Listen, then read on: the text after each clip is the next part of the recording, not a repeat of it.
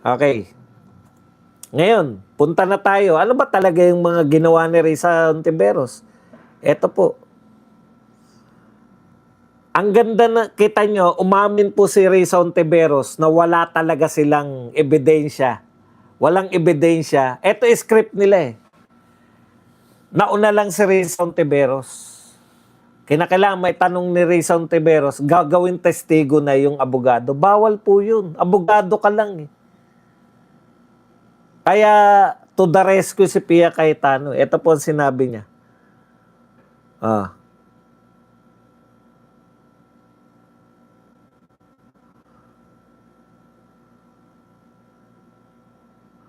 Itinanong ito ni Hontiveros matapos mapresenta ang prosecution ng mga video bilang ebidensya ng manoy pagbabanta ng Vice Presidente. Ito po ang sabi ni Hontiveros binigyan diin niya na walang direktang patunay sa ipinakitang video na nagpaupa o kumuha ng mga assassin ng ang Vice Presidente.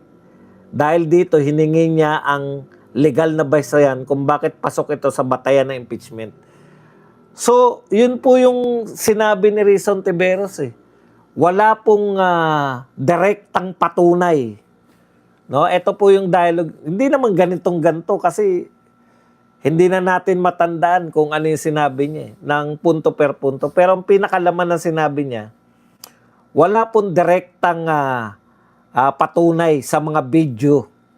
Sinabi yan ni Risa Hontiveros na sa mga pinakita nyo pong video, wala naman direktang patunay na nag-hire nga ng assassin si BP Sara.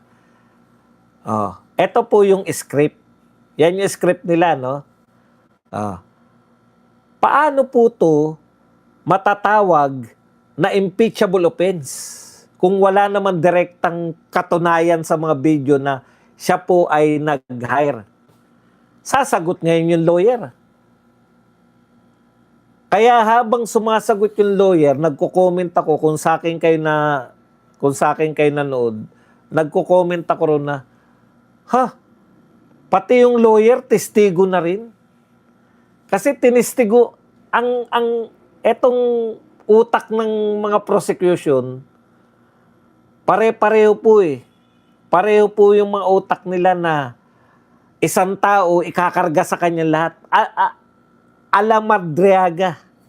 Si Madriaga, lahat na ng problema, lahat na ng may kinilaman sa flood control, sa may confidential fund, alam na lahat ni Madriaga kung saan napunta pera, saan dinoprotes ito.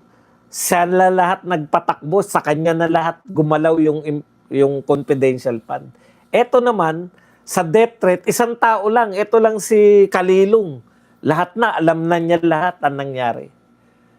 Pero ang maganda rito, sinabi ni Hontiveros, wala pong direktang naipakita na nagpapatunay na nag-hire talaga si BP Sara ng hitman. Paano po naging impeachable yun? Di ba? Ang tinanong niya yung abogado. Siyempre mag-object mag-object po wala kang magagawa ni-roll out siya Sagutin daw. Sasagutin, sumagot naman yung abogado. Medyo na-delay lang si Pia Cayetano. Pero dapat nung tinanong pa lang ni Risa Hontiveros, yung abogado, dapat nag-react na si Pia. Delayed pa Kulang pa rin sa experience. Alam niyo po, yun yung nakikita ko rito. Yung panahon po, nung kay Erap, ang bibilis po ng mga abogado doon. Ang husay talaga Estelito Mendoza, si Cuevas, tapos yung mga Porton. Bata pa yung mga Porton nun. Yung 2 Porton, bata pa. Ang bilis po niyan. Si Cuevas naroon sa kabila Tignan mo ron. Papuntahin niya yung abogado ron. Tignan mo kung ano yung pinapakita ron. Tignan mo! Kung mag-utos ng mga abogado, kala mo mga utosan niya Mabilis po. Mabilis po yung mga late pa nga Biruin niyo nakaano na po Nakasagot na yung abogado na, ano nang pangalan nitong abogado na to?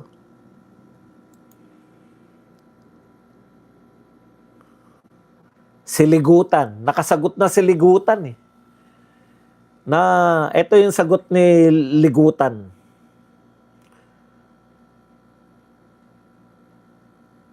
Para sa bagamat hindi 100% na nagpapatunay na may nakuha ng assassin, ang mga pahayag ay malinaw na nagpapakita ng intensyon, plano, sistema at kaalaman ng Vice Presidente na nais niyang gawing Pangulo.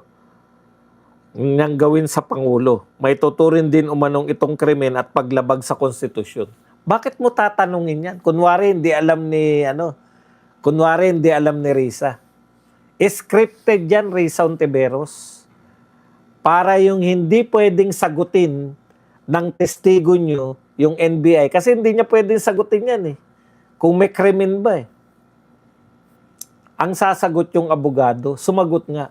Alam po ninyo, in fairness po, magaling to si Ligutan. Ako, marunong naman tayong tumingin ng mga matatalino eh. Kaya lang, sad to say, ang hirap po talaga ipagtanggol yung posisyon ng prosecution eh. Wala talagang threat.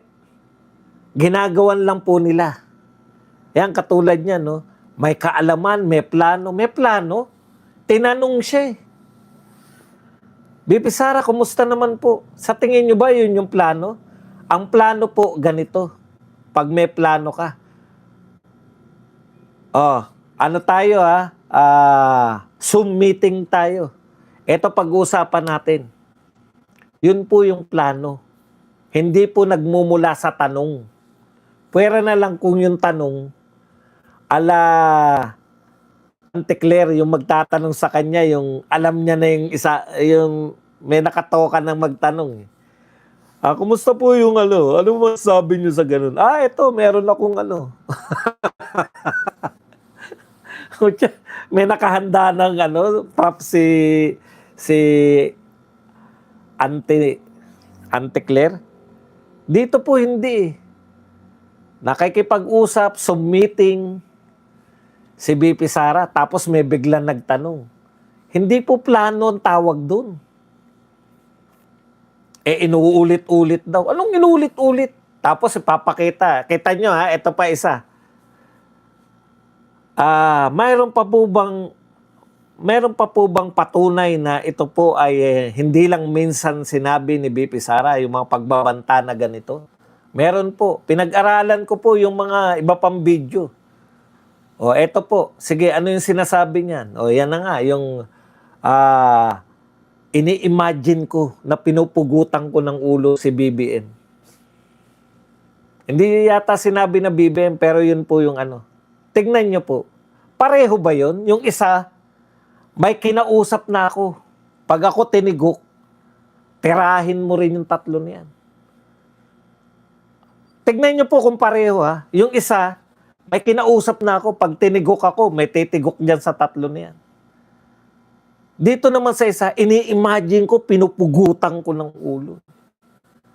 Siya po ang pupugot ng ulo. Sa imagination niya.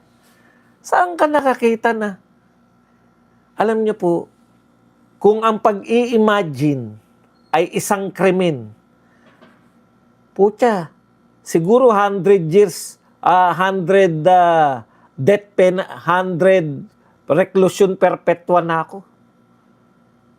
Pag nagsusulo po ako at ako'y nakaramdam ng kakaiba, yun lahat po ng magagandang artista. Ini-imagine ko po yun eh.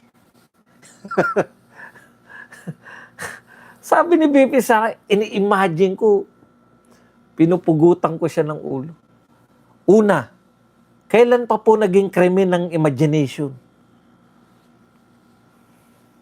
Imagination lang, krimen na. Ini-imagine ko si Joyce Jimenez na kami ay magkaniig. Krimen yun? Tapos maya-maya, pagkatapos Pag nangamoy Clorox na yung kwarto mo, oh, di tapos na. Tapos na yung pag-imagine mo. Nakailang imagine na ako rin sa malintik na yan. Oh, si ano, ang pangalan nun, yung malaking ano, malaking lalagyan ng gatas ng ina. Ini-imagine ko rin yun. Nakasakay sa kabayo. Krimen ba yun? Oh, tapos yung sinabi na, I am Midel.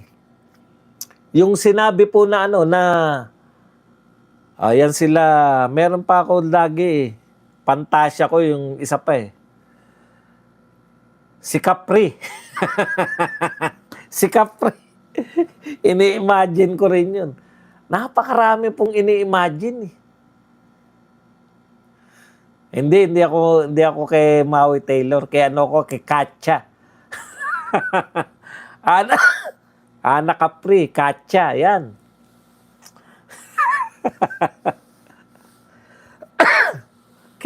Kailan pa po naging krimen yung lintik na pag-imagine yan? Napakarami ko na nakaniig sa imagination ko. Me too, boss. I also imagine you playing ping pong.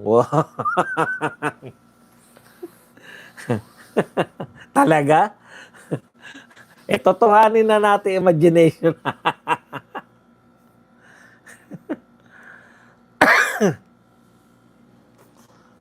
Kaya hindi po ubre. Tapos sasabihin, may pattern. Anong pattern? Yung isa, siya mismo yung pupugot. Yung isa, mag-hire siya. Asan ang pattern dun? Hindi po pattern yun. Yung isa naman, sabi niya, hukayin niya yung sabihan, pag hindi ako tinantanan na makamag-anak mo, Amy, huhukayin ko yung tatay niyo. Diba? Ang lalayo po nun. Iba-ibang krimen po yun. Kung na-consummate po yun, iba-ibang krimen yun. Yung isa, huhukayin yung patay. Yung isa, gigilitan. Siya mismo. Ayun, nag-hire ka ng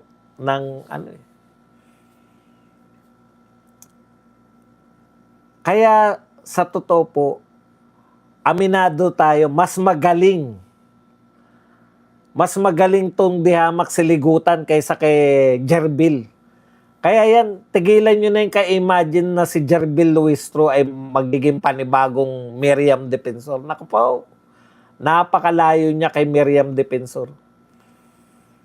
Si Miriam Defensor hindi po nagkaroon ng laway sa... Ayun yung namimiss natin. Wala si Marcoleta. Yun namimiss ko yung pwedeng mambara. Yung pwedeng barahin yung yan yung ginagawa ni Miriam sa nung mga impeachment. Yung mga prosecutor, binabanatan niya. Ang gagaling ninyo! Salen! Sino dito hindi walang tinatago sa salen? Di ba? Wala pong ganun. Parang siligutan nga yung nagdala ng show Wala pong mga parang hindi mga judge tong mga to. Parang hindi senator judge. Yung mga senator judge before, talagang kung pagalitan niya mga yan.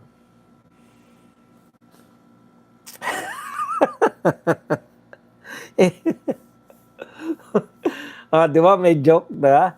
3 beses na naging senador. Tapos si Luistro, Senate pass lang.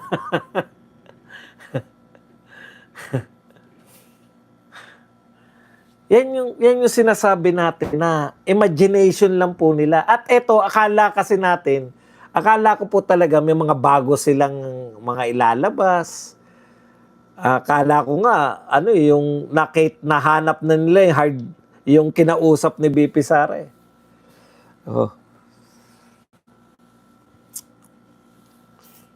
Kaya, matalino ng konti, matalino ng malaki itinalinong ngayon kaya maganda eh. Yung kaya lang, wala talaga eh. Wala talagang ebidensya. Hanggang dyan lang yung kaya. Niligutan. Wala talaga eh. Umamin na nga maski nga si Hontiveros anong sinabi niya walang direkta na masasabi na sa ebidensya ay nag-hire si BP Sara. Pero pwede pa rin ba makonsider yan na impeachment? Hindi na po. Kung walang ebidensya, saan kayo maghagilap ng ebidensya? Tandaan po ninyo, 32 million ang bumoto. Kung yung walang bumoto nga kinakailangan mong matinding ebidensya, yung pang merong backup ng 32 million. Mas lalong dapat na yung ebidensya mo matatag. Hindi po pwede na yung sinasabi ni Tito Soto na wag gawing technical. Ano yan? Pag sinabi ng ng opening statement nila nung Mayo G's, nagkabarilan, nung Agosto 13, may pinatay. Tapos isisisi nyo kay BP Sara, utot nyo. Guilt is personal. Walang kinalaman sa mga krimen na yun si BP Sara. Wala pang krimen. Diyan po sa inuna ninyo. Kaya nila inuna yan. Yan na pinakamabigat nila eh. Kaya talagang bukas, naman, yung depensa naman na magtatanong. Titignan po natin kung paano po nila patutunayan na walang ebidensya at hindi siya karapat-dapat na magtestigo. Diyan dahil hindi naman po niya dapat yun tinitestiguhan. Yan lang.